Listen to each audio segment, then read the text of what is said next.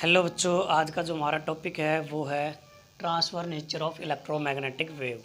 आज जो हम पढ़ेंगे, जो इलेक्ट्रोमैग्नेटिक वेव होती है वो नेचर में कैसी होती हैं, ट्रांसवर्स नेचर की होती हैं। वो हम यहाँ पर प्रूफ करेंगे। ओके, तो जैसे हमने यहाँ पर एक्स वाई जेड एक प्लेन कंसिडर कर रखा है और ये जो हमारे पास है एक रेक्टेंगुलर पैरेललोपाइड है, ठीक है, उसको हमने यहाँ पर कंसिडर कर रखा है। अब ये जो है हमारे पास ये जो फेस है, इस वाला, इधर वाला, ऊपर वाला, नीचे वाला, सामने, उधर, ये जो इसके फेसेस हैं, तो हम क्या कंसिडर कर रहे हैं कि जो इलेक्ट्रोमैग्नेटिक वेव है वो किस डायरेक्शन में ट्रैवल कर रही हैं, एक्स डायरेक्शन में ट्रैवल कर रही हैं। ओके, ये एक्स डायरेक्शन में ट्रैवल कर रही हैं और किस पे डिपेंड नहीं है, इनके जो ये जो फेस है यहाँ पर, ये किस पे डिपेंड नहीं है, वाई और जेड पोजीशन पे या वाई और जेड एक्सिस पे डिपेंड नहीं है।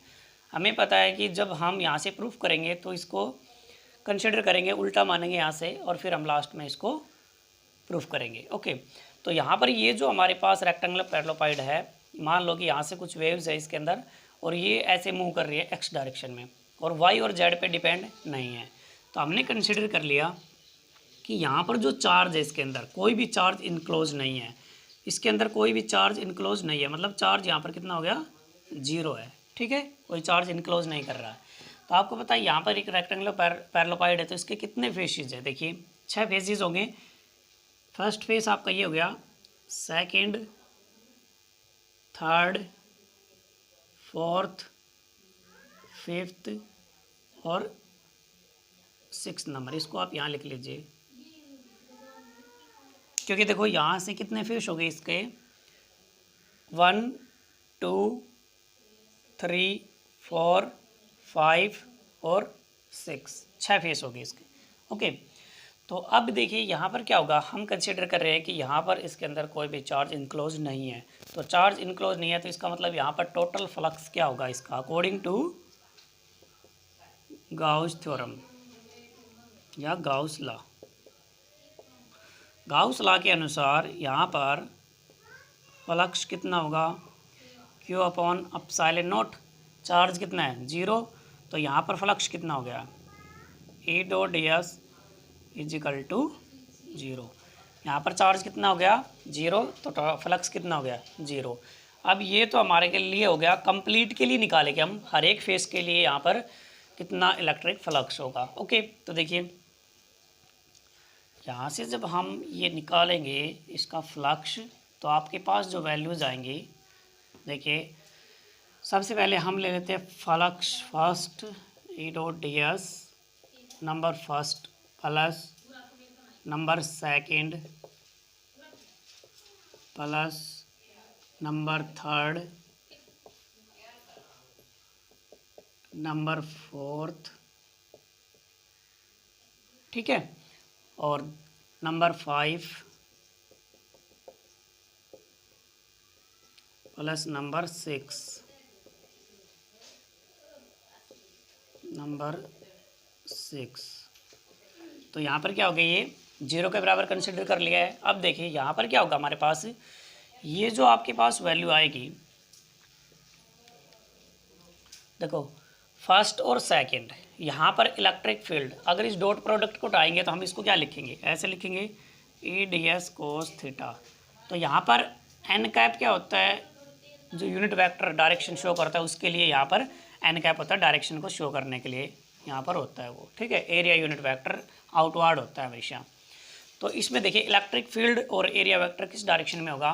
सबसे पहले मान लीजिए इस फ्लक्स को हम देख रहे हैं, तो यहाँ पर आपके पास ये फ्लक्स हो गया, ठीक है, ये फेस हो गया, तो यहाँ पर इलेक्ट्रिक फील्ड ये हो गया और यहाँ पर इसका एरिया वेक्टर किधर होगा, इधर ही होगा। तो यहाँ पर इसकी वैल्यू कितनी होगी, यहाँ पर जीरो, तो यहाँ पर कोस जीरो कितना हो जाएगा, 1 हो जाएगा। ओके, तो ये वैल्यू यहाँ पर जीरो नहीं होगी। दूसरा हम इसको देखेंगे इस वाली साइड में, तो इलेक्ट्रिक फील्ड इधर हो गया, एरिया वेक्टर इधर हो गया, तो दोनों के बीच में 180 डिग्री, तो यहाँ पर वैल्यू क्या आएगी, माइनस की होगी एक। ओके, लेफ्ट और राइट साइड में। अब ऊपर वाले को देखेंगे तो यहाँ पर इलेक्ट्रिक फील्ड ऐसे हो गया और एरिया वेक्टर ऐसे हो गया, तो दोनों के बीच में एंगल कितना होगा, 90 डिग्री। ऐसे ही आपके पास क्या होगा, नीचे वाला जो होगा, ऊपर और नीचे वाली वैल्यू। अब नीचे वाली वैल्यू को इसको मान लीजिए, इलेक्ट्रिक फील्ड ऐसे है और एरिया वेक्टर ऐसे, तो दोनों के बीच में क्या हो गया, 90 डिग्री एंगल हो गया। तो ये जो आपके पास वैल्यू आ रही है ये क्या हो जाएगी, यहाँ पर 0 हो जाएगी। ओके, अब नंबर जो आपके पास फिफ्थ और सिक्स्थ आपके पास ये है। अब इसको मान लीजिए आप, नंबर फिफ्थ और सिक्स्थ आपके पास 0 हो गई हैं, ये भी 0 हो जाएंगे ऐसे ही, क्योंकि देखो थर्ड और फोर मान लीजिए, सॉरी यहाँ पर थर्ड और फोर्थ था वो 0 हो गया आपके लिए।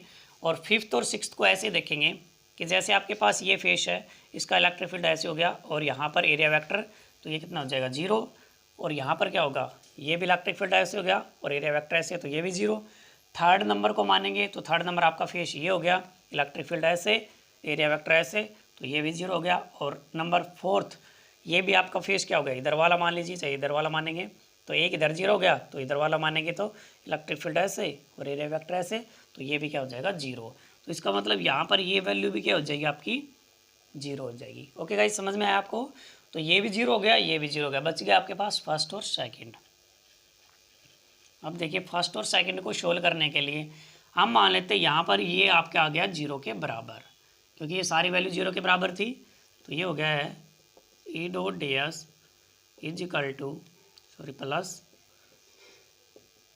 E dot D S is equal to 0 first और सेकंड के लिए। ये फेस फर्स्ट और सेकंड के लिए यहाँ पर 0। अब हमने कंसिडर कर लिया कि यहाँ पर ये वैल्यू यहाँ पर क्या नहीं है, 0 नहीं है, ठीक है। ये इसकी वैल्यू 1 आ रही थी कोस 0 के लिए, यहाँ पर भी 1 आ रही थी। अब देखो E X and if E X dash are the electric field of faces 1 and 2। अब ये जो हमारे पास ई एक्स, क्योंकि एक्स डायरेक्शन में मूव कर रही है, तो इलेक्ट्रिक फील्ड ई एक्स और ई एक्स डैश क्या है, इलेक्ट्रिक फील्ड है किस फेस के लिए, फर्स्ट और सेकंड फेस के लिए, ठीक है। And S is the surface area of faces first and second. तो एस क्या है यहाँ पर, सरफेस एरिया है इसका और इसका, फर्स्ट और सेकंड फेस का सरफेस एरिया एस है। ओके, तो यहाँ हम पुटअप करेंगे इसके अंदर वैल्यू। तो देखिए वैल्यू आपके पास क्या बनेगी, यहाँ से ये बन जाएगा आपके पास E dot D S first surface area, तो इसकी वैल्यू क्या होगी आपके पास, इसको क्या मान लिया आपने ई एक्स, और सरफेस एरिया क्या है एस है, ठीक है। और दूसरे वाले के लिए क्या हो गया आपके पास, सरफेस एरिया आपने एस मानना है और electric field E X dash है, तो ये सेकंड के लिए E dot D S is equal to E X dash और एस। अब देखिए ये जो सरफेस एरिया हमारे पास इधर एस इधर भी एस है, ई एक्स और ई डैश एक्स, अब ये इस वाली पोजीशन पे है, मतलब इसका इलेक्ट्रिक फील्ड इधर था और एरिया वेक्टर इधर है, तो इसका मतलब यहाँ पर 180 डिग्री तो माइनस का आएगा यहाँ पर। चाहे आप ऐसे समझ लीजिए कि ये पॉजिटिव डायरेक्शन में और ये नेगेटिव डायरेक्शन में, तो इसको क्या लगाएंगे हम, नेगेटिव लगाएंगे। इन दोनों की वैल्यू यहाँ पर पुटअप करेंगे तो आपके पास क्या हो जाएगा, ये वैल्यू बनेगी ई एक्स एस माइनस में E dash X is equal to 0। S common आ जाएगा तो आपके पास बनेगा ई एक्स माइनस में E dash X S is equal to 0। अब यहाँ पर हम इसको ऐसे लिखेंगे कि ये जो वैल्यू होगी सरफेस एरिया, इसका मतलब यहाँ पर क्या है, ये मल्टीप्लाई में इधर जाके आपके पास 0 हो जाएगा, तो 0 यहाँ पर हम इसको नहीं कर रहे हैं, तो हम लिख रहे हैं कि if S not is equal to 0, तो आपके पास क्या बच गया, ई डैश एक्स माइनस में E dash X is equal to 0। Surface area हमने कुछ मानना है, यहाँ पर 0 नहीं मानना है इसको, तो यहाँ पर वैल्यू हो गई है, इसको राइट हैंड साइड में लिख के जाएंगे तो आपके पास हो जाएगा ई डैश एक्स। अब समझिए आप, ये जो आपके पास वैल्यू आ रही है इलेक्ट्रिक फील्ड की यहाँ पर और यहाँ पर, यानी इस पॉइंट पे और इस पॉइंट के ऊपर इलेक्ट्रिक फील्ड जो आ रहा है आपका सेम वैल्यू आ रही है ना, यहाँ पर भी सेम वैल्यू है, यहाँ पर भी सेम वैल्यू है। इसका मतलब ये हो गया कि इलेक्ट्रिक फील्ड यहाँ पर क्या है, स्टैटिक कंडीशन में हो गया है, ये एक स्टैटिक कंडीशन हो गई है। तो आपको पता है स्टैटिक कंडीशन में यहाँ पर एक फाइनाइट वेवलेंथ से प्रोपिगेट नहीं करेगी ये, क्योंकि आपको पता है कि इलेक्ट्रिक फील्ड और मैग्नेटिक फील्ड इलेक्ट्रोमैग्नेटिक वेव के अंदर क्या करनी चाहिए, वेरी करनी चाहिए। तो यहाँ पर तो वेरी नहीं कर रहे हैं ना, कि इलेक्ट्रिक फ्लक्स ये जो इलेक्ट्रिक फील्ड है और ये जो इलेक्ट्रिक फील्ड है दोनों की वैल्यू बराबर आ रही है, सेम आ रही है, तो वेरी तो नहीं कर रहे हैं ये। तो यहाँ पर क्या करना चाहिए, वेरी करना चाहिए। इसका मतलब यहाँ पर इसके फील्ड, यहाँ पर कोई भी कंपोनेंट इसके ऊपर परपेंडिकुलर नहीं है, लेकिन हमें पता है कि इसके ऊपर परपेंडिकुलर यहाँ पर होना चाहिए, एक वाई डायरेक्शन में और एक जेड एक्सिस पे। ठीक है, तो यहाँ पर हम क्या करेंगे, ये स्टैटिक कंडीशन आ गई है, तो यहाँ पर पॉइंट, यहाँ पर इलेक्ट्रिक फील्ड क्या हो गया, सेम हो गया। स्टैटिक कंडीशन हो गया, एक फाइनाइट वेवलेंथ से वहाँ पर जो कंपोनेंट है ये मूव नहीं करेंगे, वेवलेंथ मूव नहीं करेगी, मतलब यहाँ पर इलेक्ट्रोमैग्नेटिक वेव एक फाइनाइट वेवलेंथ से मूव नहीं कर रही है, मतलब हमें पता है कि यहाँ पर वैल्यू जो होगी वो चेंज होगी। तो अब क्या करें, यहाँ पर ये जो आपके पास ई एक्स और ई डैश एक्स है उसको 0 के बराबर माने। ये तो यहाँ पर ये शो करिए कि यहाँ पर ई एक्स और ई डैश एक्स की वैल्यू, दोनों की वैल्यू सेम आ रही है। ठीक है, और ये यहाँ पर ये शो करेगी यहाँ पर कोई भी कंपोनेंट एक्स डायरेक्शन में इसके पैरेलल नहीं है। ठीक है, कोई भी कंपोनेंट एक्स डायरेक्शन के यानी एक्स एक्सिस के पैरेलल नहीं है, क्योंकि ये वैल्यू क्या हो गई है, 0 हो गई है। तो यहाँ पर कोई भी कंपोनेंट इलेक्ट्रिक यहाँ पर एक्स डायरेक्शन में पैरेलल नहीं है, तो इसका मतलब ये हो गया कि आपकी वेव कैसी हैं, इलेक्ट्रोमैग्नेटिक वेव ऐसे परपेंडिकुलर है। ओके, तो इलेक्ट्रिक फील्ड और मैग्नेटिक फील्ड आपके क्या होंगे, वेरी होंगे, चेंज होंगे। तो क्या होगा यहाँ पर, वो क्या करेंगे, परपेंडिकुलर होंगे। तो हम ये बोल सकते हैं कि electromagnetic wave are transverse in nature. Nature में कैसी होती है, ट्रांसवर्स होती है। मतलब आपको पता है कि यहाँ पर कैसे चलती है वो, एक आपके पास लॉन्गिट्यूडिनल होती है और एक आपके पास ट्रांसवर्स होती है। लॉन्गिट्यूडिनल वो होती हैं जो उसके वाइब्रेशन जो होते हैं, ऑसिलेशन जो करते हैं पार्टिकल, वो प्रोपेगेट जिस डायरेक्शन में करते हैं उसी के क्या होते हैं, वो पैरेलल होते हैं। जैसे कि यहाँ से मैं बोल रहा हूँ, जो आपके आप तक जो आवाज़ पहुँच रही है वो लॉन्गिट्यूडिनल है। ट्रांसफर नेचर आपके पास ये हो जाएगा कि जैसे ऐसे मूव करती है, यहाँ से हम कोई रस्सी बांध दें और यहाँ से हम उसको ऐसे करें, तो ये जो वेव्स बनेंगे ऐसे, वो क्या होंगे, यहाँ पर ट्रांसवर्स होंगे।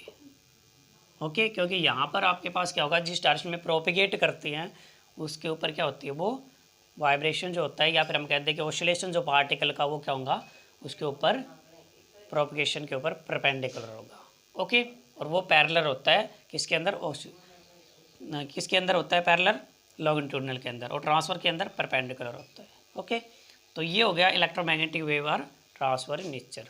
ओके गाइज, आशा करते हैं कि आपको अच्छी तरह से इसको समझ में आ गया होगा। तो मिलते हैं हमारे नेक्स्ट वीडियो में।